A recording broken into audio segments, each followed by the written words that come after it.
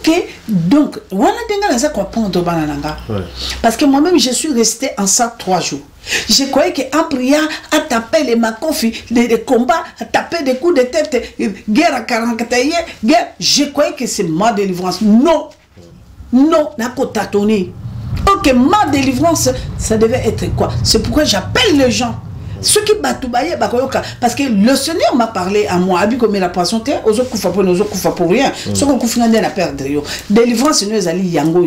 Voilà ta délivrance. Voilà pourquoi quand je montre quelqu'un comme ça, papa, je dis voilà. Papa, voilà maman, tokinde. Yango moni lelo papa li m'a tellement la kisi bana ngande bo sembo. Parce que ngaza bola pesa ngatu. Na découvrir mi tukanyonso. Na découvrir ba hôtel ndenge na ndeko la lona kokola lati. Na découvrir bisengo ya ndenge parce que j'ai courtoyé les 4 chefs de l'état ba tchanga na top mo ya osangana na kolo bangote mukile yebi. Na baka so ba ngiba makamna ko ba tuna mona ngaza ki manager na ko tambola ni alu bonyo ma maître alu. Nde akoyebisa bango ke na kende ne pa ba président de la République ba standing ni 0. Ça là 0. Et le que pour ma batou ezali nini richesse à mokili et le que pour ma batou les ezali nini amulu muninga otambola na jipa malamu sokande moto wana oyebi mbeka ya salité pas na lobite que tout le monde ah non parce que c'est la bénédiction de l'Éternel qui enrichit. Proverbe 10 na lobite que tout le monde. Donc moi mon problème nazo kende na bana na nzambe musu basatikali. Qu'est-ce que je vais faire? J'ai accompagné les autres dans ce monde. Moi, je vais rester comme ça toute ma vie, malheureuse comme ça. Donc, on papa. Mais ok, non. La richesse est là, la bénédiction est là. Mais sauf que l'Ukraine ne parle pas. Donc, cela veut dire que tant qu'on a qu'il na bateau, papa, n'a qu'on la qui s'abango le monde est comment? Nazo la kisabango et tango bazo nyatelo ko la bazo simango bazo mona miracle vis-à-vis bazo me bako chikanga ndeni tango mutake ke bipai ape bambongo abengi batokuna na ba Centrafrique abengi au bon nazo kendelo na montagne en va au temps tinda boye c'est ça boye bakamati ba semence mibali yango nazo beto yango pona ozwa moi délivrance yaka wa moi so sala bona le cas ozwa délivrance. C'est pas possible parce que c'est ça les choses. Il y a bien dans le ministère à repentance. Les gens parlent de ce que je vous dis là, mon fils. Donc cela veut dire que tant qu'on a une bâtonne simple, dans l'exemple mon technique à mouké, mon tamoni le bokanzambe, les balayés, mbangweye, mbangwa ça qu'on a la banque va payer et tout ça bien longi wane quoi isuki wapi tout ça amoni bikamo, mamususu mafuta kaka mai ya kolo sambo na simite moi na ndako netanga ke lo kwa bimi ebo, ma korone ko biloko tout ça ngaite tout ça amoni peut vie changer. Mais comment il y a autre chose?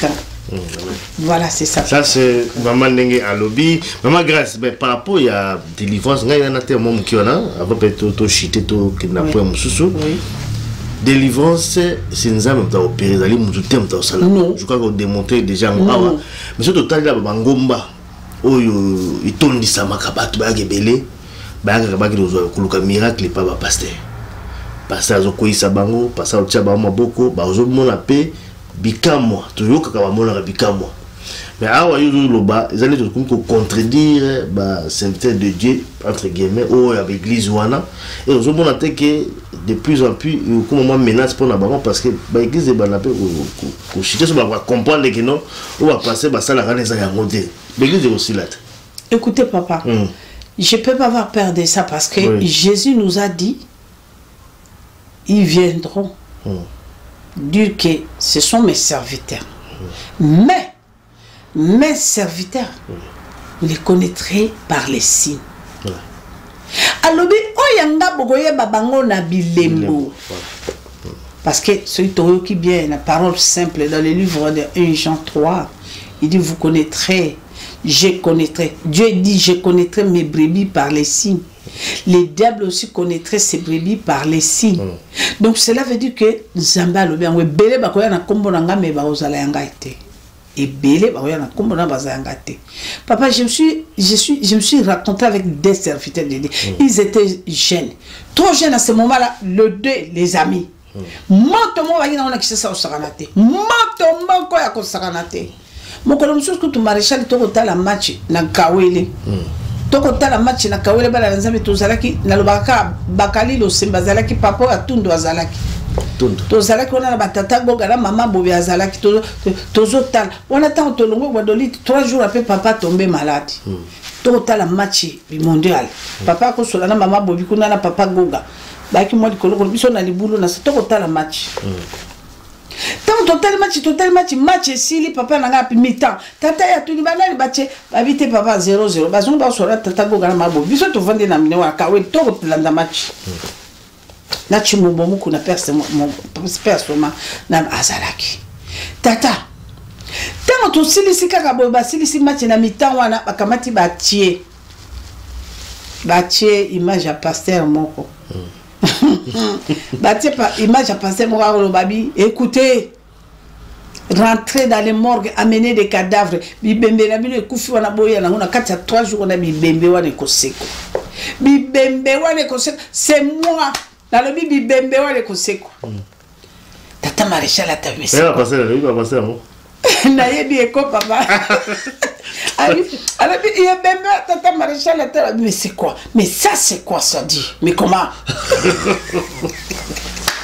Abidi, appelez-moi le ministre de la santé. Bon, le ministre de la santé. Allez, bon, Luca. Le ministre de la santé, papa, maréchal. Papa, le ministre dit, écoutez, Nana lobby, boyo kanga malamo. Bon, kumba bibembe misato. Bon, kende nango na stade wana bibembe misato. Tata wana ko benga bibembe ya iseko yo na bikota kuna boluko ba famille mo ba kumba bibembe misato kuna. Soki bibembe wana sécurité parce qu'on a dans 3 ans de prison. Oyebi mutasova pasteur wana. Yoka mutasova pasteur wana pour bibembe kende kuna te c'est le professeur Nguyandila. Le directeur adjoint du maréchal. Professeur Nguyandila landi tata lobi kiti ça ma eza réputation zaï kiti ça alors non c'est trop. Bibembe misato dit. Ouais télémela ouais on route. Dit écoutez ministre de la santé Luka kuna Luka mama bibembe misato la mort. Habite la bano. Na sotika bango basala ka misala bango ba manga bro na bango tout ça tia bango lens tout comme bibembe c'est quoi. Okumba bibembe misato bango kele na bango. Ma pas de biso ka bi pasteur roya meminga mo pasteur ngwa ibani. Rockman ti général Sony. Sony ka foot.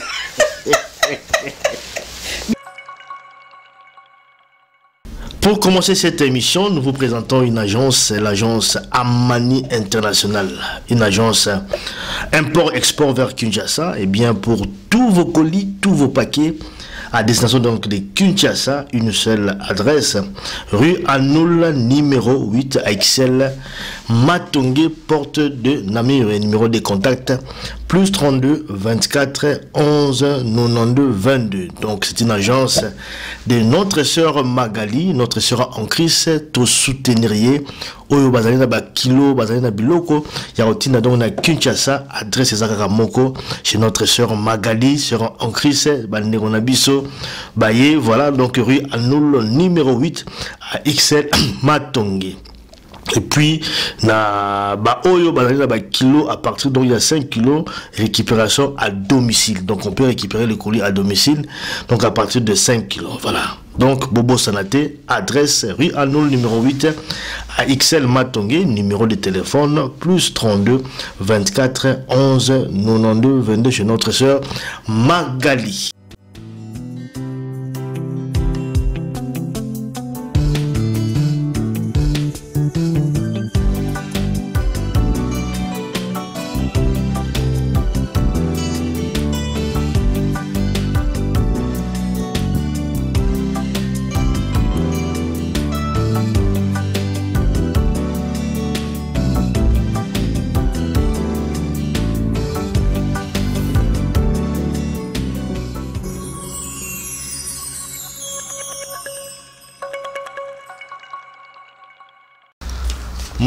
Mbote bandeko balandi mbote sika bozali partout à travers le monde sika bozali émission Abino dernier virage au Bolandaka partout à travers le monde et c'est aussi sur la bino lelo awa avec maman Grâce Kalanga on se représente les sociétés bon tout ce message déjà plusieurs fois la émission doit retourner na maman Grâce Kalanga tous les émissions sur le mbote maman Grâce mbote papa Limia batona kolanda yo partout apesi bango mbote nzambe aza malamu apesi biso pe manabo moy to l'équipe ba ko respirer na oxygène nelo ko mokote ana na nzambe to l'équipe ba na prison nelo ko mokote mais na ngolo atata apesi biso pema topé sekalo sakopé merci matonde. Voilà, merci maman Grâce Kalanga. Lelo à l'émission d'Abissou Lelo, Tozong il a beaucoup plus Milulu Oyo Izaliko Bongama Oyo Kozabon en France les 10, les 11 et les 12 juin donc 2022. Boyebi ah Izalaki na Belgique mais comme on en France Togolo Belango le sous Lelo na katia émission d'Abissou il y a Lelo Koyeba vraiment nini parce que ikomi makelele partout dans le téléphone les autres s'arrêtaient. Batouazali Kobenga gauche à droite par rapport donc il y a Milulu wana il y a les 10 les 11 et les 12 juin pendant que Luka Alde se kozala rapi tozonga na katia émission na biso ya lelo et puis l'émission na biso lelo tolobela aussi makambo ya mboka parce que Maman Grâce Kalanga azala ko tsamwa lelo ba pour makambo mboka te boyebi mboka na biso ezali kaka mboka na biso makambo eza kolega kuna ezosala pe moi pasi muke ya to me pe kozongela pe na suka émission maman comme ça toka pe moi message na yo pour la mboka parce que mboka ezo kende na mabe Maman Grâce ya to me kotala na suka émission na biso ya le va peut-être na tout banda vous allez le rebagisa. Non, non, la zone c'est là yo voilà. Parce que au moins yo bimila kanga kaka brut. Donc la militaire commando. Voilà. Effectivement, drone na lobby donc Maman Grâce Kalanga, Maman Grâce. Oui. Comme nous avons dit en introduction awa. Milulu ya les 10, les 11 et les 12 na Paris na France. Batu bazali kobenga batu bazali kotuna adresse ngape bazali kobenga parce que tu as une émission liboso otolobela ki omo muke mais nazomona pe téléphone kakoluba Milulu ekozala wapi eza benda nini yango parce que so ko peut-être kozongela biso mo muke ekozala nini eza événement nini parce que bazolobela toujours événement là partout téléphone partout dans l'émission kobenga événement neza pena ni mama so peut-être ko ndibula so biso awa eza vraiment comme nini wa. Merci mingi vraiment au moins son a bien un fils nanga ezali manque à respecter parce que obenganga toujours maman tu me dois beaucoup de respect yango wana na kokinde koloba boy papa merci encore une fois merci bana ya Nzambe abengaka peuple nyonso Nzambe asali na image na ye mwana bikamwa parce que notre Dieu c'est bikamwa oya kamwa isaka yango la bande ko ba bolingo na so kamataka bana nanga bikamwa nyon surtout au bana na kati ya 4 coins du monde quand je dis bikamwa ba monaka bikamwa Nzambe yango to ko vivre yo nanga pema oyo ndé na utako pesa merci à biso banso bana Nzambe otozu yango eza bikamwa. Laissez-moi vous dire que respiration eza bikamwa donc tout ça bana ya Nzambe na kati ya bikamwa mais il faut to sosola toi il m'appelle respiration au tata kopé sabiso azo pe sabiso ngo pona nini parce que Nzambe alobi na biso na kata lilobanaye alingi kufa ya moto na masumute tango tozo vivre miracle ne bato basepelaka on abiki na cancer on abiki na bona c'est très bien c'est bon mais obiki ce n'est pas bon izangolu onza mazola kisake alingi perdre oté au kota ki koma 21 jours obimi azana posa na biso à perdre biso. Dieu nous aime. On est en train de tâtonner, donc de murmurer parfois. Il y a 30 ans que je suis en train de prier, je suis en train de jeûner, je donne des dons à l'Éternel, je donne les dons, je fais des sacrifices à l'Éternel. Pourquoi ma vie ne change pas? Ceux qui m'occupent et koningana, les enfants de l'Éternel est en train vraiment de s'agiter. Donc, cette conférence évangélique, parce qu'ils ont vécu, ils ont expérimenté la fois passée, tout ça qui est à Bruxelles. C'était 12 ou 13. Ils ont vu la visitation du vigne de l'Éternel. Ils ont vu la main de Dieu. Parce que jusqu'aujourd'hui, et ça la bateau ba causé la azwa délivrance c'est pas un moto. Jusqu'aujourd'hui, et ça la bateau ba vendre la vie ba délivranga. Ce qui n'existe pas et cause la capété. Personne peut délivrer. Non. Donc cela veut dire que yango na papa ce qu'on voit là-bas tout ne cause là puisque bazo yoka ba témoignage.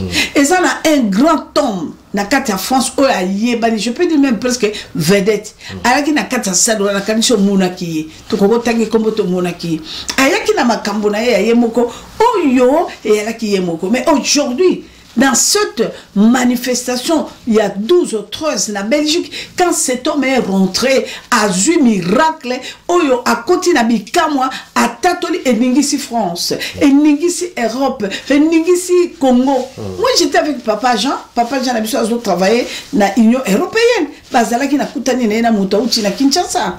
Mutauti na Kinshasa, Papa Jean wana oyo kanga, un député. Tango moninga bi mama grâce, ce n'est pas possible mama grâce abi bana babenga en États-Unis kota na bikamwa. Je suis rentré dans ton bikamwa là. Abi mama tala makamuza masalinga. Talata abi Kinshasa 4 quand on parle que de vous babo sanyote. Les choses que le Dieu de Bikama est en train de faire. Moi je dis très bien, le Dieu de Bikama ce n'est pas Mama Kalanga. Moi aussi je suis là, j'attends aussi le Dieu de Bikama opère dans ma vie parce que j'ai des problèmes. Sur mes enfants, j'ai des problèmes. Sur ma vie moi-même, j'ai des problèmes. Donc cela veut dire c'est le Dieu de Bikama. Moi je présente seulement le Dieu de Bikama là parce qu'il m'a fait grâce.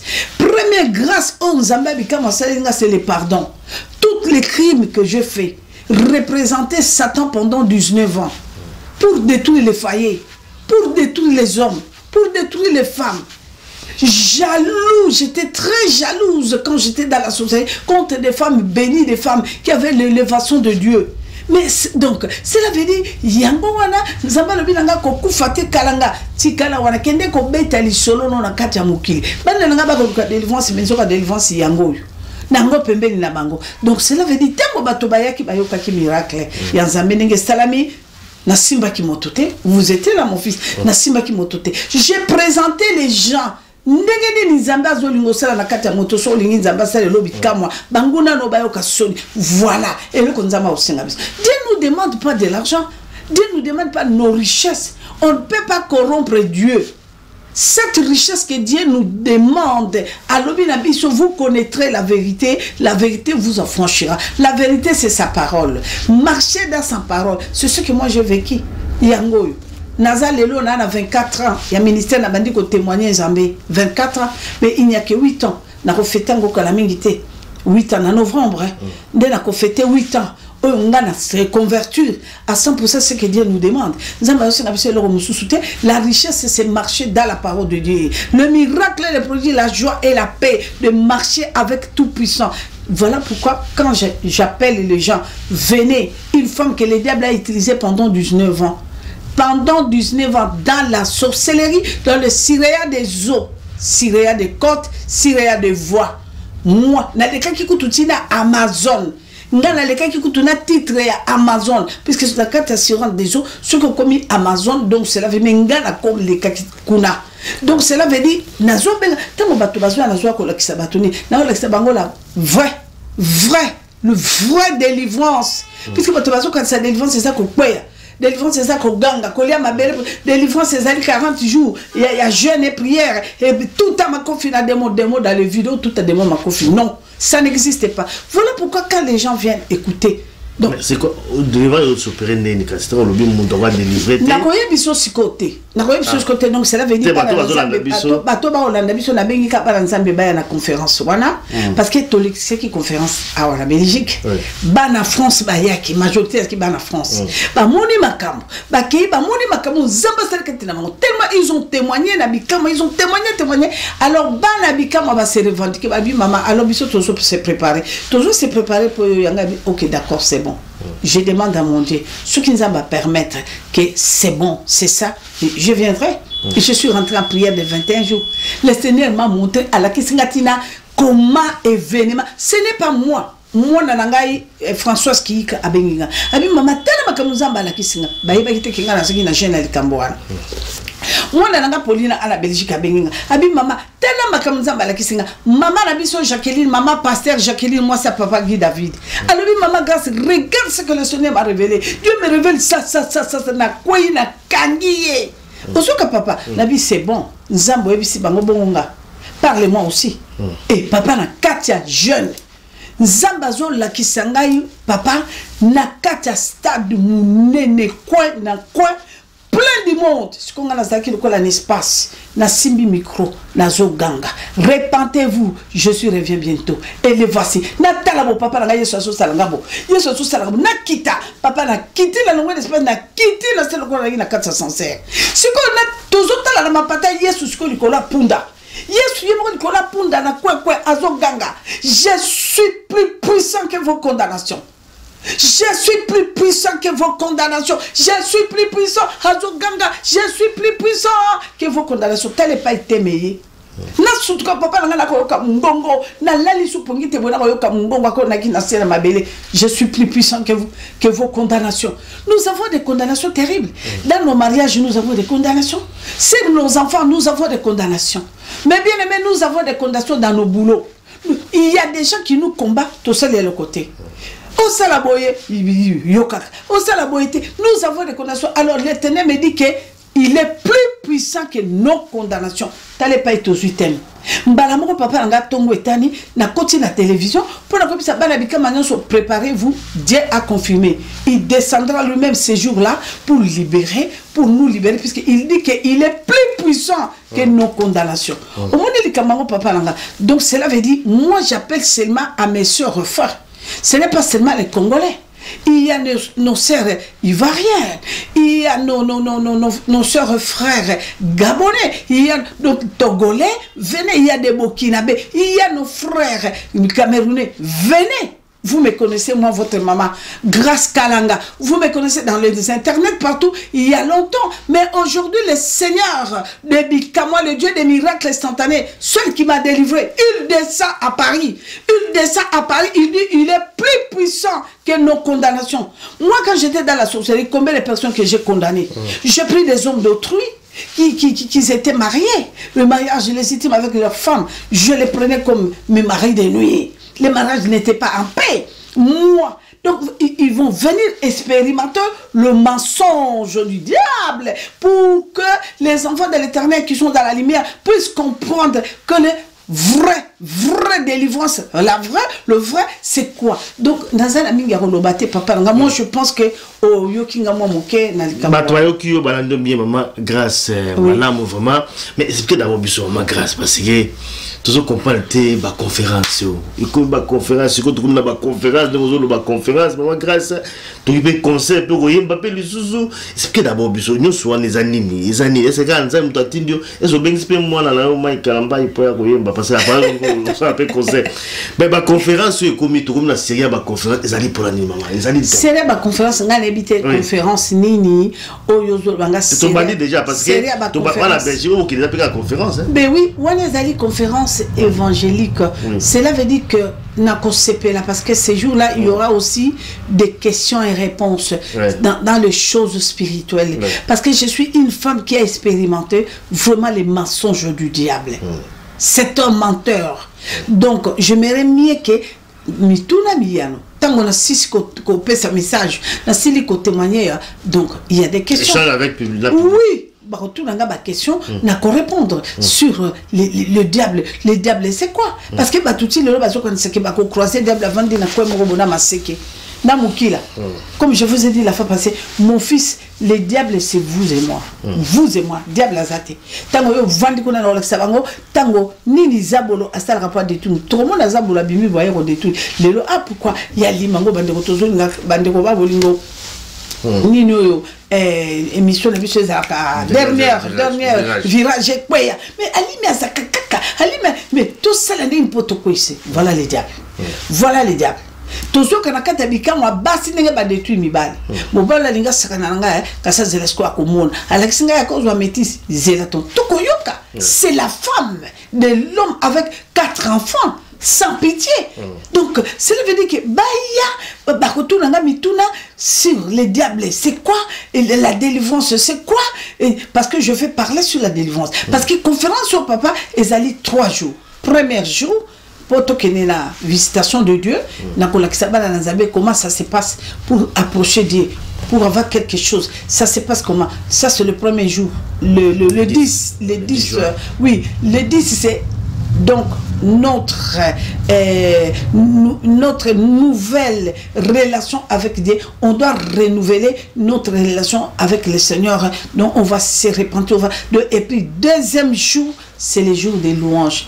parce que bato batuna nga mingi mama elombe c'est to kola bongo elombe nzambe mokoloni yango na kasi la femme c'est to sola ki nayo deuxième jour on a ko présenter album nanga na ko lakisa bala na nzambe na kati album nanga na la banzembo mwambe ta musu na ko betela bango message ko zala prière ko zala et puis on a la présentation ya album moi nzembo nanga mine wana donc to ko betango la mukai jugement eza ko c'est la biso donc ce qui to bini moi moké et après 3e jour elombe yemoko likolo na punda na ye nde akokita asala makambo oyo ki bande kono bako tatola o bazalaki na milulu yo yebite monde kono abengaka yo pesa numéro mama gase pesa azalaki kuna oyo ki yemoko makambo za basala voilà bazo benga donc bazo benga quand même oui ça ce n'est pas vous avez le temps pour la yo mo parce que vous a quand même débordé kasi to combien monde oyo ki ngama est-ce que vous avez le temps yo moko nazala kana ta papa za kangaka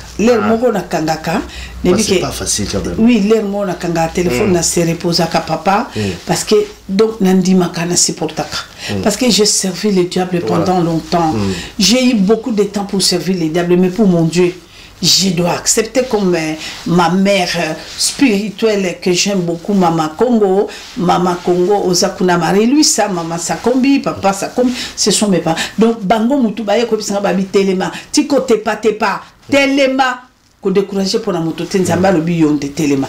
Donc, vraiment, Nsamba Pambola Bango, donc, Yewana, Abenga Kanga Marie-Louis, ça c'est tout. Abenga Moumbu, Moumbu Nanzambe, donc je dois accepter, papa.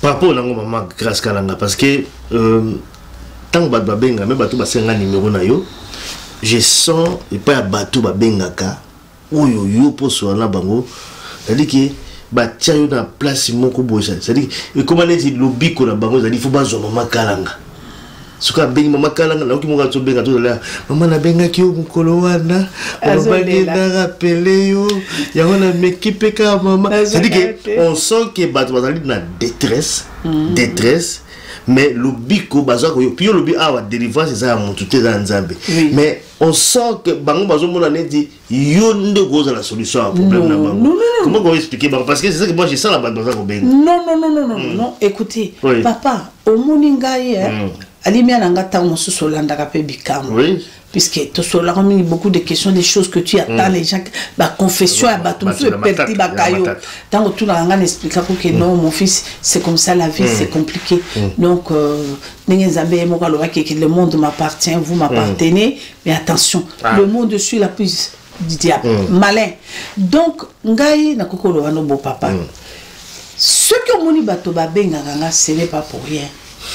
Bato baza ko benganga puisque soki muta benga na zwaka temps ya koyoka moto na zwaka temps ya kolandela moto na zwaka temps ya ko expliquer moto ya ko mema moto tina repentance nenga ko lakisa moto eloko mosusu te nenga ko lakisa moto te ke falangi ko sauver nenga ko lakisa moto te ke donc non nenga ko lakisa moto soki olingo kangolama fungola motema na yo toyebi ke batata basalaki masumu bakoko basalaki masumu to boki la bango makambo sauté parce que tant batata basali masumu bakoko basali masumu yani loko moko yaki po bimiseption na kati ya condamnation et loko yeko na yaki Yesu Masia mwana pate Yesu Masia mwana pate loko nini sa parole aya yebisi biso il y a devant vous la vie et la mort, la bénédiction et la malédiction, choisis la vie.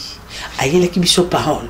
Alors biso sur la parole comprendre yo kangola. Sa parole lui elle biso zakini nga suki na tali bien.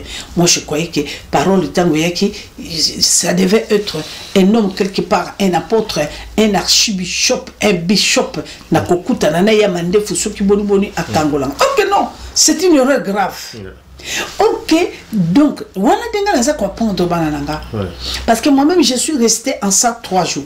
Je croyais qu'en priant, à taper les macofi, les combats, à taper des coups de tête, guerre à 44 guerre, je croyais que c'est ma délivrance. Non, non, n'a pas tâtonné. Ok, ma délivrance, ça devait être quoi? C'est pourquoi j'appelle les gens. Ceux qui battent parce que le Seigneur m'a parlé à moi, comme il a présenté, aux autres koufa pour rien, ceux qui koufa n'a perdre. Délivrance, nous allons yango, yango, yango. Voilà ta délivrance.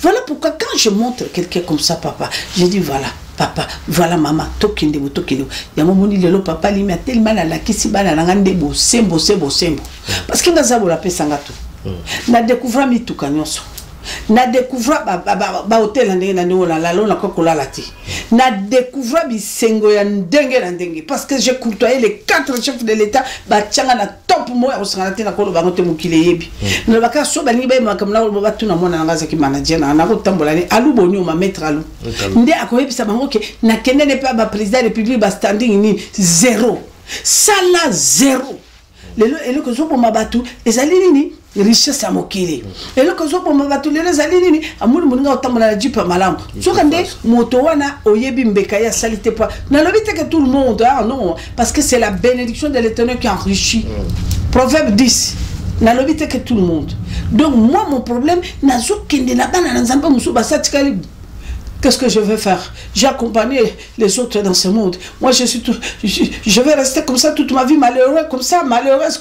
Donc, on papa. Mais ok, non. La richesse est là, la bénédiction est là. Mais sauf que l'Ukraine ne parle pas. Donc, cela veut dire que tant qu'on a qu'un bateau, yo papa, n'a qu'on l'a qui s'abango le monde est comment? Nazo la kisabango et tango bazo nyatelo ko bazo simango bazo mona miracle vis-à-vis bazo me bako chikanga ndeni tango mutake ke bipai ape bambongo abengi batokuna na ba Centrafrique abengi au bon nazo kendelo na montagne on va au temps tinda boye c'est ça boye bakamati ba semence mibali yango nazo beto ngo pona ozwa moi délivrance yaka wa moi so sala bona le cas ozwa délivrance. C'est pas possible parce que c'est ça les choses. Il y a bien dans le ministère à repentance. Les gens parlent ce que je vous dis là mon fils. Donc cela veut dire que tant qu'on a une batuna simple, la lexique bangoka mon technique à moquer. Mon tamoni lobo kanzambe. Libale mbongo ça ko na banki ba pesi et tout ça bien longi wane kwa isuki wapi tout ça amoni bikamo bamususu mafuta kaka mai ya ko sambo na simite moi na ndako netaka ke lo ko bimi ebo ma korone ko biloko tout ça ngaite tout ça amoni pe vie changer mais comment ya otika voilà c'est ça. Ça c'est maman ndenge à lobby maman grâce mais par rapport à délivrance ngai na te mom ki ona avant peut to chiter to kidnapper mususu délivrance c'est nzambe ta opérer dali mutu tem ta sala je crois qu'on démontrer déjà awa mais ce total là bangomba oyo itondisa makabatu ba gebele ba ka kirozo kuluka miracle pa ba pasteur azo koisa bango pasteur tia ba maboko ba ozo mona pe bikamwa toujours kaka ba mona bikamwa mais awa yo loba ezali to ko contredire ba sainteté de Dieu entre guillemets ou avec l'église wana et ozo mona te que de plus en plus comme moi menace pour na bango parce que ba église ba na pe ko chiter so ba comprendre que non on va passer ba sala kana za ya monter l'église est aussi là. Écoutez papa, je peux pas avoir peur de ça parce que Jésus nous a dit ils viendront dire que ce sont mes serviteurs. Mais mes serviteurs, vous les connaîtrez par les signes. Alors, oyanga bogoye babango na bilembo. Parce que celui qui vient, la parole simple dans le livre de 1 Jean 3, il dit vous connaîtrez, je connaîtrai. Dieu dit je connaîtrai mes brebis par les signes. Les diables aussi connaîtraient ces brebis par les signes. Donc cela veut dire que Zamba le bien belé bakoya na kombo nanga me ba ozala yanga été. Et belé bakoya na kombo na bazanga été. Papa, je me suis raconté avec des serviteurs de Dieu. Ils étaient jeunes. Trop jeunes à ce moment-là, les amis. Moto va y na kisa osakanate. Moto ko ya kosakanate. Mokolo msusu kutu maréchal to kota la match na Kawele. Toko tala match na Kawele bala nzambe tozalaki na lobaka bakali lo semba zalaki papa atundo azalaki tozalaki ona na batata goga na mama bobe azalaki tozo tala on attend tolongo badoli 3 jours après papa tombé malade toko tala match bi mondial papa ko sola na mama bobi kuna na papa goga baki mo dikolo ko biso na libulu na toko tala match total match sili papa nanga pi mi-temps tata ya tuni banali bache babite papa 0-0 bazongo ba sora tata goga na mabo biso to vande na mine wa kawe to landa match na chimumbo muku na personne na azalaki tata tango to silisi kaka bo ba silisi match na mi-temps wana bakamati batie image ya pasteur moko Image à passer mon babi. Écoutez, rentrer dans les morgues, amener des cadavres. Bibembe na bino ekufi wana boya na ngona kati ya 3 jours na bibembe wana ekoseko. Bibembe wana ekoseko. C'est moi. Dans le bibembe wana ekoseko. Tata Maréchal a tapé ça. Elle va passer là, il va passer là. Nayebi eko papa. Alors il y a même Tata Maréchal a tapé. Mais c'est quoi? Mais ça c'est quoi ça dit? Mais comment? Appelez-moi le ministre de la santé. Bon, le ministre de la santé. Allez, bon, Luca. Le ministre de la santé, papa, Maréchal. Papa, le ministre dit, écoutez, Nana lobby, boyo kanga malamo. Mon kumba bibembe misato. Mon kende nango na stade wana bibembe misato. Tata wana ko benga bibembe ya iseko yo na bikota kuna boli ko ba famille mo ba kumba bibembe misato kuna. Soki bibembe wana sécurité parce qu'on a dans 3 ans de prison. Oyebi muta sauva pasteur wana. Yoka muta sauva pasteur wana pour bibembe kende kuna te c'est le professeur Nguyandila. Le directeur adjoint dit Maréchal. Professeur Nguyandila l'a dit tout à l'heure quitter ça ma réputation Zaï quitter ça. Alors non c'est trop. Bibembe mi ça te dit. Ouais, télébéla ouais au bout toi. Dit écoutez ministre de la santé Luka kuna Luka maman bibembe mi ça te la mort. Habite la bano.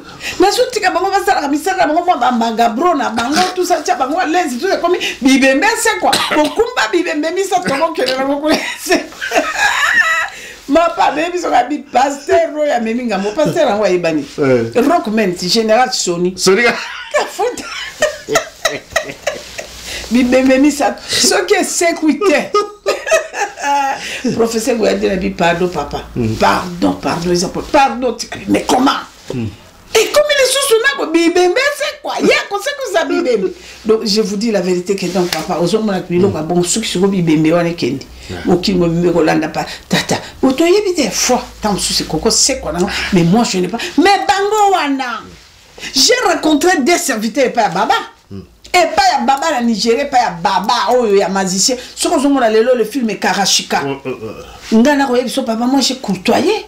Baba on yo kababenga igwe na courtoyé. Quand je suis arrivé na kuti ba pasteur Romi bala ba jeno ba moninga comment beta miso. Comment beta mama kalanga mona za akuti biso. Et comme nga bitala batato. Nga pe na vandi na ko gete bango bien bango mi bali. Na ko beta miso na ko tala bango.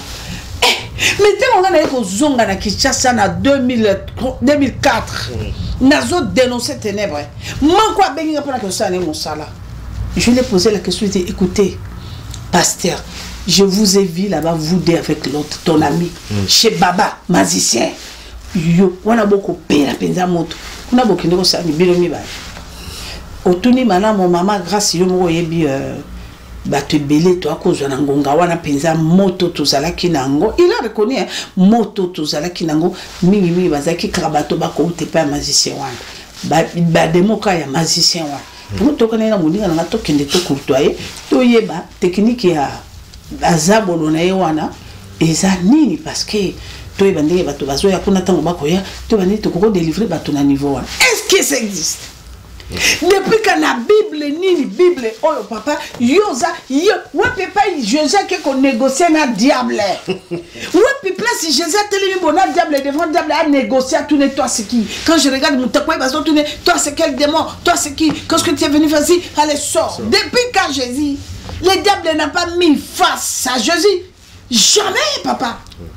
Nzambe yemoka lobeli Joshua lobi les grands secrets que je te donne oko kende tu seras avec moi ko banga binemi na yote ngana kozala liboso pona ko kwaisa bango mais sauf que ko toucher moi c'est à mon côté ko simbelo ko mon côté ko ça si tu obéis tu verras je serai avec toi mais entourage Joshua Zoaki tant ba ki ko si me toucher des résistances c'est côté mais tant Josué a Yunguli il s'est séparé avec ça. Il est arrivé à la terre promise. Ça veut dire que Josué a marché avec Dieu quand l'entourage, ça veut dire quoi? L'entourage, c'est que les compagnons, l'entourage, cela veut dire des choses. Les gens qui ont accompagné Josué ont touché dans les choses interdites par Dieu. Donc nous avons des choses interdites par Dieu. Ce qui est aussi massivement, quand nous avons Dieu, nous marchons dans la parole. Dieu est là à s'incarner dans Katina biso. Tous à la droite, on voit que nous retourne à magicien que voilà, technique ni nous parce qu'elle n'a qu'à recevoir non, toyeba, yo que nous compte la zabole. Non, l'infiltration, au biso to compte la zabole, la ligne papa, la crainte. Quand nous sommes blindés, soudés avec Christ, maintenant là, donc on devient petit Dieu, comme il a dit que moi je suis le grand Dieu, vous êtes des petits dieux. Donc, nous avons expérimenté. Papa, nous avons tango mama kongwaya, on a maman sakombi. Nzambe alobi na biso yo oyem makamosola ki nanzali. Nzambe, tu dois appliquer ça parce que le Seigneur nous a montré. Nambula bo c'est vous. Tango na zongi na koti papa na makambo ba mamo yo ba ki ko confirmer Nathalie relation na Nzambe à 99. C'est que le Seigneur m'a fait parler quand je suis allé là mais la poison en bouchement ina kufa. Nzambe alobi ko kufate kalanga ko kufate, voilà ta délivrance. Délivrance sur les abatotés, délivrance sur yango. J'ai posé Dieu, ma délivrance, c'est quoi? Dieu m'a révélé ma délivrance, c'est ça. La conférence en France. Ma délivrance, c'était quoi? Quand Dieu dit qu'il est plus puissant, je vais leur démontrer aussi dans la Bible. Il y a une condamnation, soi-disant, Zambepe a télémaki, ayaki pona, kokango la biso. Yango no moni papa soki totali na kolobela bana na Nzambe. Tem na biso o Nzambe apesi ye moko. Oya biso tem ezalaki eloko mususu. Mais Nzambe lobi na biso que il est le plus puissant. Voilà mes bien-aimés, le thème que le Seigneur nous a donné dans cette conférence des 3 ans, des 3 jours plutôt qui commencent les 10, les 11, les 12, il dit, Dieu est plus puissant que nos condamnations. Nous avons des condamnations, mes sœurs et frères, mes bien-aimés partout. Vous me suivez? Nous avons des condamnations terribles dans nos vies. Plein de maladies, diabète, hypertension, et voilà, et prostate, voilà, et voilà, le cancer, et voilà, trop. Ce sont des condamnations. Il dit, il est le plus puissant que nos condamnations. Dans nos foyers, sur nos enfants qui se droguent, il y a la drogue. Si nos enfants est devenu criminels, dans nos travails, nous avons des combats dans nos projets. Le Seigneur dit, venez. Il est le plus puissant que nos condamnations. C'est dans les livres d'Ézéchiel 10. Venez. Mes sœurs et frères, je suis témoin oculaire. Je vais vous parler quand j'étais en train de servir les diables. Quand j'ai servi les diables hier, pendant 19 ans, j'ai détruit le monde. Si le monde existe, mes sœurs, frères, mes bien-aimés, parce que vous et moi, nous existons. Venez. Et tant qu'une femme que le diable a utilisée pendant 19 ans pour votre destruction, et je vais vous montrer, aujourd'hui, je suis sauvée. Qui est celle-là que le diable peut toucher pour détruire? Qui est celle-là? Parce qu'il y a des hommes jusqu'à aujourd'hui, malgré nous avons reçu Jésus, nous avons croisé Jésus, nous sommes exposés. Nous-mêmes exposés dans les manipulations du diable. Voilà. Je vais vous donner l'adresse. L'adresse, c'est 17e boulevard de la Liberté. Cela veut dire 17 boulevard de la Liberté, référence gare Saint-Denis. Quand vous venez là-bas, vous serez vraiment bien reçu. Et vous allez rien regretter. Au contraire, parce qu'on se pose des questions, on cherche des délivrances. Moi, votre maman, j'ai cherché ma délivrance pendant 3 ans. Je croyais que j'allais croiser un homme pour Akangolanga pour ma délivrance. Ok, c'était moi-même ma délivrance entre mes mains propres à moi-même. Ta délivrance est là à côté de toi, ma sœur. Ta délivrance n'est pas loin. Venez expérimenter. Meilleure délivrance. Date, c'est le 10, le 11, le 12 juin. Pour la heure également, ceux qui vont voir. De 17h à 23h. Bon, de 17h à 23h, mais je pense que de 17h à 20h ou plus tard 21h, nous sommes pas. Voilà le numéro de téléphone. Le numéro de téléphone contact 0033 pour nous qui sont en dehors de la France.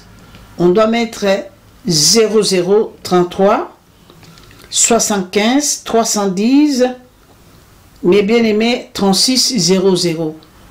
Donc cela veut dire 0033 75 310 36 00. Pour les gens qui vivent en France, 07 53 10 36 00. 07 53 10 36 00. Venez nombreux. Mes enfants, venez. Le Dieu de Bikamoa, le Dieu des miracles instantanés, le Dieu d'amour, le Dieu des miséricordieux. Le Dieu là qui a fait grâce à moi votre maman, criminelle. J'ai toujours dit j'étais la première femme pécheresse du monde. Aujourd'hui, je suis sauvée. Il y a beaucoup de femmes qui sont en train de souffrir dans leur mariage. Ne condamnez pas ton mari, venez. Vous allez écouter moi quand j'étais dans la sorcellerie, dans le Syria des eaux, comment j'étais en train de détruire les couples, les mariages. Venez, vous allez expérimenter qu'est-ce qui s'est passé dans ma vie. Mais qui est celle-là que le diable peut toucher? Qui est celle-là que le diable ne peut pas toucher? Parce que nous avons Jésus. Laissez-moi vous dire, quand vous avez Jésus, Jésus rentre dans ta vie, dans ton âme, dans ton esprit. C'est l'absence totale du diable. Merci mon fils. Merci maman Grâce Kalanga. Je vois que le rendez-vous est pris. Comme appelé déjà adresse complète. Donc pour la Libino Moko. Donc date des amis Sato. Les 10, les 11 et les 12 juin 2022. Ils adonnent la France, la Paris, 17 boulevard de la Libération. De la Liberté. Voilà, donc de la Liberté, donc référence à Saint-Denis. Donc place il y a un bon rendez-vous et Zali voilà je vois que d'adresse il y a l'entrée c'est au rez-de-chaussée à gauche. Ce n'est plus au 4e étage. Le Seigneur nous a bénis avec une grande salle bénie vraiment à gauche. Nous serons là. Le rez-de-chaussée. Quand vous rentrez à la porte du 7e boulevard de la Liberté, c'est à gauche. La porte est là, vous rentrez, la porte est là à gauche. Voilà, donc rendez-vous Ezali pris. Mais maman Grâce, je crois au répétant, et moi Mingi, au répétant, on fait du sous à Walelo, dans Zoloba, la première femme pécheresse du monde.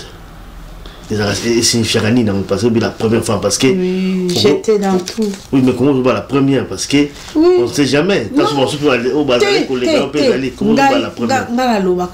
Pourquoi je suis la première femme pécheresse du monde. J'ai reconnu parce que quand je vis l'amour de Dieu, quand j'ai reconnu tous les péchés, tant on a dimi bosoto nanga nyoso, nako senga mama nanga bolimisine na liembala mbala aliamite. Nako lukabaninga nanga mususu Nathalie mais Nathalie ti donc niveau na saki nanga même moi no boti sans pitié, oko sacrifier sans pitié. Donc Nathalie niveau na na moni mais comment Dieu peut me pardonner? Yesu sopi makila pona bato passion mama. Babi Kisama, moi je viens, makila mona komo melango lokola masanga, mais nzambe wana salanga ngolo. Quand on a talaka, est-ce que motoloko la nzambe pa salanga ngolo te? Signala kina pola na baby ça puisqu'il y a lobby la salaire du péché c'est la mort. Il me fait moi grâce. Je dois accepter de s'humilier pour l'observer que foma bolimone za sukate nga salingai nga na sel masungolo kabaninga pour na boba sel lisumu te lisumu ya moi black boy pour quand ça baza juste. C'est ce que moi j'ai compris hein. Donc depuis naza pembe na Nzambe na comprena amour Nzambe zali munene na ebite na koza na bolingo wana parce que mona osimbi mona moto mo pota ba koluka batangiso makila batomba moto kanayo yo moko mona na balabala chauffeur ngia patapata ki mamati moto kane moto mais Nzambe atikinga na bomo. Papa donc la première femme péché. Voilà donc c'est un peu par humilité également de Maman Zakoloba. Alors mais tout quelqu'un moi rapidement ba dossier msusu aussi. Dossier msusu rapidement quand pour la passe toujours à la ligne na domaine na délivrance hein. Oui. Parce que je vois que message na yo o ba balandaka yo ba si ba yoka déjà yo on so yipsa déjà ba awake le président Félix Antoine Tshisekedi Tshilombo a la délivrance pour l'Ambour la Bisoko. Parce que toujours parler de la délivrance, mais nous on peut un peu à délivrance également. Mais délivrance c'est à Congo, ils ont qui mais ce qui est totalement malin. La Bible quand on parle de la délivrance, là aussi la paix. qui met à la carte. Parce que ça fait quand même pratiquement 4 ans que vous avez pouvoir wana qui met égalité, pénalité, toujours dans la guerre dans l'Est. Mais pourquoi vous avez toujours la délivrance parce qu'il n'y a pas la délivrance, vous avez toujours qu'on souffre. Nous ne pouvons pas pour la voilà, question de Zamala, papa, et ça, question spirituelle. Sinon, j'allais dire non. Aujourd'hui, je ne parle pas de ça, mais question des alliés spirituels, et Singelina Solorango, pour Baranzambe Bayoka. Je te dirais ceci, hein, papa. Écoutez, tant que Nzambe a lobby dans Josué, Abi n'est pas père, téléma, je serai avec vous. Moïse a confirmé na Rosalana yo. Alors que na Moïse, na pardon, na Josué, et là qu'on a eu les grands secrets pour comme na bana nangai, na mboka, ya et la ka aussi ba moi ça mototé. Moi na mototé, ce soit mototé, non quoi mototé, kuta ola batobo ko yiba tel. Donc non, allez blender. Suis-moi bien, hein? Ça c'est Josué, non? Mais tant que Josué est kamata bato avec boya bapé singa mobile bo accompagner nga botikanga bato wana basimbi basi bato bayibi bapilo comme batata moko ya koko on zambe pese ke kanda koleka bayibi mantona ye papa wana mali na bato ya Josué. Dis-moi, blocage de ces alaki, frappe les alaki, banguna, basisri, banguna, banguna, résistance ces alaki, hein? L'homme, qu'est-ce qui ne va pas nous sakate? Il a posé la question à son Dieu, mais papa, pourquoi? Qu'est-ce qui se passe? Zamba voilà, c'est ton entourage. Et c'est Ngeliko Yungula. Yungula, Balotango Yungula, Bando Hotel, Kinoko Koma Bango. Et tant qu'il y a tossé le Kowana, papa, à Keneki na banane, Zabeti la terre promise. Ça a pris le temps, mais Bakomaki. Ça, c'est Josué. Parce que Josué a dit ça, j'ai dit, papa, qu'est-ce qu'on ne voit pas? Et ça, le papa. Nous, c'est ce qu'on a comment dirais-je, le président de la République actuelle. Pour tout le monde, on dit que Maman Grâce, on dit que c'est lui la délivrance, c'est lui la joie, effectivement, ça me fait mal. Papa, je te dis que je ne dors pas. Parce qu'il faut si que le président actuel a Sala Oyo Josué à Salaki. Qu'est-ce qui ne va pas? Je suis empêché, ni barrière, ni. Parce que bateau Banyokoli Nzambe, peuple Nzambe, Obakio Boma Bango, Obasako Baby Sabango, Obapia Kimokabilo, ils sont là, à l'aise. Au moins, ils le pèlent sous, télémine en force. Est-ce que le président actuel a refusé que le Kowana pour Zamba Lobi na Josué au Tuningo Salibien? Mais regarde, ton problème c'est ça, c'est ça, c'est ça. Le problème nous allons bouger. Tant qu'il y a Yunguli, Atikali propre à ce moment-là. Parce que on a toujours ma bé à Moutomoko et qu'on a la peuple. Et moi, on a maman là, tant on a moni tataï, tant on a tangué zameni autocolba. Moi, ça me fait mal, hein. Ça fait mal jusqu'aujourd'hui, moi aussi. Je n'arrive pas à comprendre pour notre président, le président actuel. Parce que Batou Oyo Babomaki, plus de ceux qui ont communes et fausses communes, les papas. Je crois que tu as suivi ce qui s'est passé au Katanga là-bas. Soit-disant réconciliation. Les peuples katangais, vous avez vu? Donc c'est la vérité, papa. Je peux dire qui? Parce que quand le président actuel a à côté ma Cameroun ne va tout ça comme ça l'année. À qu'on vende à tel mais qu'est-ce qui ne va pas? Mais c'est quoi? Donc il faut qu'un conseil à Batoniosu, alors qu'un conseil à ma serviteur de Dieu. Mais les gens qui peuvent porter des conseils auprès de lui, ils sont bloqués. Bloqués pour approcher le président. Oui, mais laissez-moi vous dire, papa, ça là, histoire de l'autre. Est-ce que, dis-moi, papa, est-ce que l'ancien président, ça pouvait se passer comme ça là? Ce que vous avez vu là, dans Katanga. Papa, écoutez, que Salima. Ce que tout est moi j'ai perdu Kamouena Sapou. Ça me fait mal. Quand je regarde Kamouena Sapou, tout le monde puisque Kamouena Sapou a sa koufi. Mais tel peuple de l'Anzala. Tel peuple de souffrir. Tel peuple de misère yo et conti. Misère les ali papa rangai misère yo. Misère yo. Nana koki ko se place ko la Anzala so na katia passion yo. Misère yo. Ça vient d'où? Yebisanga puisque les mêmes cabales puisque tant bon bâti on a prêté semaine na cabale ba sanga na sila lobango ba combien de fois na lobaki ke ba longa la mutu na résidence na nini na Nesnel combien donc les gens de Mobutu là c'est ça leur truc. Voilà pour te conseiller à échouer dans l'élection. Tant que ma bilo kagole matatalo. Tant que bilo kabatale. Tant continuer technique la bisale. Tous mieux peuple on a compte mise en courant ça ngani ça. Ou tu comment on attend na le bala bino makamba énergie. Que ba longo la moto na zakula na nani. Ba mutu ba so PC stratégie. Papa na zo biso que quand moi je suis allé à Gbadolite. Quand on a na tata ne bisa tata makambo moko ezaki lekana wana. O ezaki lekana o yaki afrete bato bazo ke kuna kokosaka ye. Tozonga avion mona mesatundu. Tant on a passé tata mon congé par rapport. Nabi papa tala makamdenge j'étais avec le professeur Malou nga otaka ngwe ke bote professeur Malou.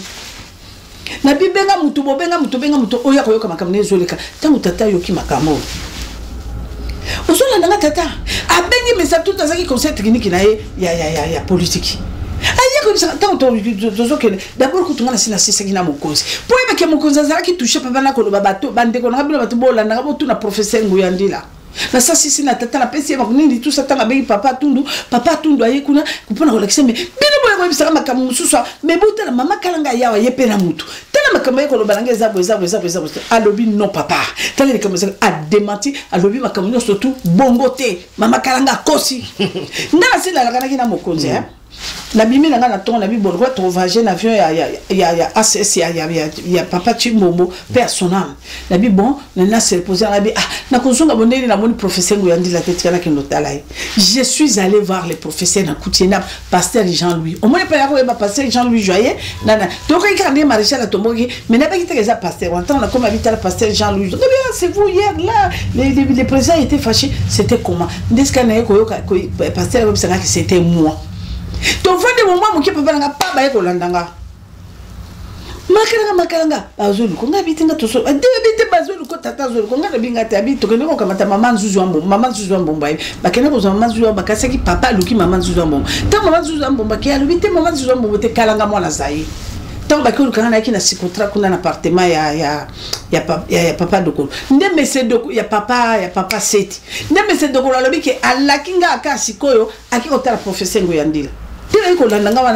Papa sans obéissance. Mais tout ça c'est là qui le binga arrête.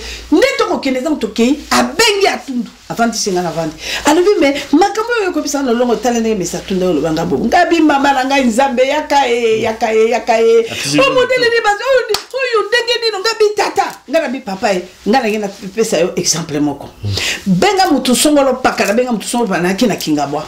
Takene na kingaba ko beta discours pour nayo ba biso makamba sakya lengo pesa mawate ne bisi mareshinga bi papa tango ngana sengi yo mutuka na bi mutuka nange bebi tout ça la papa nzele ko ba mutuka nange bebi te ba tumbi mutuka na kingaba mutuka nanga batumbi na kingaba tango bengi nani bi bakali alukela mutuka suki ya sangi yo mwana ngana mudi mutuka nanga batumbi nenga peso pasite na motema mutuka nanga batumbi ona zaki na mutu songolo pakala to benga na minute so ni to benga banza mukalai. Papa toi nga banza mukalai. Oyo kama kamini nezole kakuna tout ça. Tala tout. On se comprend papa nanga. Donc les mêmes personnes ou ala suki papa suka modela suka papa marisha, ce sont les gens là. Bango wana peka atango ba yaki ko bisa mwana mobalo ayaki, ye balobi de tata biso suko lingi to peso vanda wana bo tout ça la to la kisoko mwana wana na ba ndeko nangai o chibanda mawatro. Vous comprenez papa? Dans mon Monica Batouan Bazali Pembe ya moi mobile oyo autaki kobima ancien président et so pesa nga passe ba ko bandi no pourquoi ba yini ba ngote ba ce sont mes frères mais ça tundu na ko ba so makamona ko ba so ça lokuta biso to longwe la Gbadolite tant to longwe mon papa nga monta on a tel papa na bi papa ozobela na tu ne papa ni ozobela les professeurs qui étaient avec moi le professeur Malungu mes professeurs tunga bi maman Grâce maman Kalanga papa ozobela nga pe na moi papa tandenga conditions nga penza mawa modèle tout ça. Tout le monde a Gbadolite wana kawe papa 3 jours après tata ko malade. Makam nazolo bo soki na koko sa bakali lo sembaza na bomo ina na kufite. Professeur Nguyandi la na kufite. To ba ko lukangai papa na kingo papa vandi sabiso na wana atundu na et pas professeur Nguyandi la na vandi na pasteur Jean-Louis. To vandi ba ko lukanga ba makala tout ça qui confusion maréchal azolo kayo.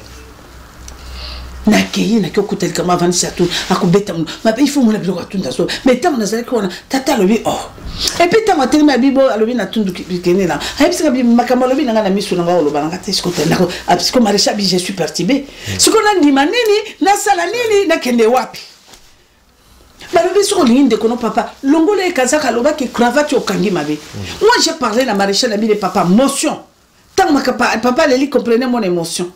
Tout ce que les délégations qui ont fait un rapport pour un père renouveau et Simbi. Ba bombe linga kutu. Maman nanga maman moleka maman na mona koka maman nanga maman bana. Moi ça va tout c'est somi. Maman moleka benga motion. Puisque ngala linga qui jamais bako sa maréchal. Na linga so baké kuna bato bazole la yo un père c'est la motion le kuta papa. Le kuta to kenela njili ba beti biso mabanga bati na zolo. Un père balingo yo kangote. So balingo ba de motion ndelo e monelo ko bombanga tata yango wana pona nini na linga le kuta te place bozali na le kuta na ka banque te na ko panza bino parce que ndeko no soki azala mambi alati kazaka mabe ikamabe lobela ye vérité. C'est ça, les gens qui m'ont dit comme un papa, parce que entourage à mon konzambo actuel, quand bateau bazo koso bakolo belle vérité. Bako kanga baporte bon wana li susu bon wana to sala ni nzambe zwa le kumu l'avenir nous dira quoi. Maman Karanga lobby sincèrement en tout cas, vraiment vérité, c'est l'entourage qui tue na makamuza koleka na mboka mugem dozo pousa quand même na suka ya émission mais maman mais okutana ki na tata moko na abattoir. Mon abattoir aïbio depuis kala aïe maman Karanga za ko changer té maman Karanga toujours éclatante toujours beauté d'ailleurs wana maman maman Karanga na nguma mo ale ko lembolo et c'est nguma ngo za la toujours na question tout parce que comment ko changer té rosa toujours là c'est nguma na utika bina nguma wana c'est que mais tout na tuninga atuni pe yo bon yo ke ndo tuna moi le kanga yo ko ke ndo tuna ali mama kambo yo ko ya lima atema nguma ngoma ke pa lembo la kanga ko ndo tuna mwana na to kutana ne be to kutani ne boti na mone suwa alobinga la changer ndenge pa lobinga la batora bi mama et moi na moi soyo papa oye bien na ko lobele loko moko ndeko nanga na soka tuninga bopa lo banga bi muninga no songolo suku omoni ye ndenge matame kwe nzote kwe ndinga komi koko yo wapi me kalanga yo oyebi papa ngai na koma la discipline moko ça fait aujourd'hui 9 ans na koma la discipline moko na vanda communion na Zambé parce que c'est ce que j'ai expérimenté. Nzamba loba qui sortait au milieu de comment ya baninga te continuer bolam continuer à mais qui mana no makambo o parti kuna baloba ki o bato kuna kasiba ki bato ngwanda te mais bato kuna kasiba ki bato mobutu te bato kuna kasiba ki moto azali moto na Nzambe tout ça bana bato moko donc j'ai compris monde des alliés compliqué papa ce que lingo vanda kimia na Nzambe bendana linga baninga nayo prix pour eux donc sur les cambezali cotisation pesa nous n'a pas c'est ça là banga masumu banga bateau pour ce qui est mon collègue qui surtout milieu de vanda zala constaté donc na vendé au papa nanga kana bana nanga bikamo na kande mo munga téléphone nanga na 24/24 mundo na ya Nzambe discrétion na lingi angote baloba ki basala ki o tout ça là oh chérie d'amour bébé makambo wana loin de ngai eza makambo bébé si bato makambo bébé na lingi na ngate bato na babi me maga sango ngasa mariage bon na lingi na ngate j'ai beaucoup réfléchi sur beaucoup de choses j'aimerais mieux qu'aux araboy na projet qui na makambo bébé j'ai trouvé que onction Nzambe na relation Nzambe na mafuta na makambo donc là la cauchemar là depuis que je pris décision je suis blindé communiquer avec Dieu d'abord ngande nazala papa nga ça fait plus de 30 na mela calcolté na lia kalisu et tout ça là na mela calcolté na lia kabila kaliakate et ni était discipline na kamata na discipline na katsa nsoto nanga na boyi makambo balobaki quand tu m'appelles c'est mieux comme tango ezala ki je te coupe limbisanga tout comme on nanga parle oye na bikama merci oye na bikama bikamo là ce n'est pas oyeli mama kalanga obimi na bikamo merci au revoir parce que donc na lingi kokota kota makamto yelanga tam donc je suis très bien entouré avec mes enfants yango moni na zola la loposonanga ezo rozala tranquille vraiment na zo melama est tranquille na ça pour réfléchir susciter donc il y a un moyen de changer ça. Papa, j'ai réponse, hein, je crois qu'en direct. Oui, j'ai réponse. Moi, les kanga. Et aussi, moi, bah, te bel également. Je crois que. Oh, le bien, déjà, moi, bah, surtout, bah, maman, sous, à couler, ma zone, au col, à kagate, au maman, mon colo, mais. Kagabuzoba, tout ça. Donc, reste un moment, il faut. Hein? Oui. Au petit Kamagamba Buzoba, comme maman, c'est là beaucoup plus en communion dans Zambénengue. Maman Grâce Kalanga Alobi. Merci, moi, quand on a cette émission, mais tu vous rappelez quand même rendez-vous à Paris, Makambo Minene, Gozalakuna, donc conférence à Mounen, moi, quand on peut Yemba, qu'on présente l'album, date de les 10, les 11, les 12. Voilà, donc à partir de 17h, donc à 17h, tu vas 20h, 22h. Donc, Pébédika, il y a Gare, il y a Saint-Denis, hein, ils ont une référence là beaucoup plus. 17e. Adresse avant les agros. Rue de la Liberté. Voilà. Donc, notre référence est Gare Saint-Denis. Donc, Gare Ezalouano Kitino Kaka Yango. Et Yango, non. Bino Banananga, surtout Abikam, Bozali de partout, voilà. Ceux qui ont Lingui, hôtel, tout autour. Il y a bâtiment la biche pas ça les ali botel les ali nangwana do bo kitanabino très bien bo kiti boza loger bo lukangwana na internet bo futa dans la salité ngezara qui la fois passé toujours hôtel moko to réservé non donc luka hôtel na yo yaka vraiment que c'est et aux amala mingi. Donc je vous appelle encore mes soeurs et frères, mes bien-aimés partout. Ce n'est pas seulement les Congolais. Cette conférence évangélique sur la délivrance, vraiment, c'est pour nous tous. Venez mes soeurs et frères, Camerounais, Ivoiriens, Togolais, venez Burkinabé, venez Centrafrique, venez Nigériens, venez nous tous. On est là. Donc, Jésus-Christ Seigneur, que le Seigneur bénisse notre papa, notre site dernier virage, que le Seigneur vous bénisse. Na ligne binomi Zambaba Televino Jésus est Seigneur. Merci, à bientôt.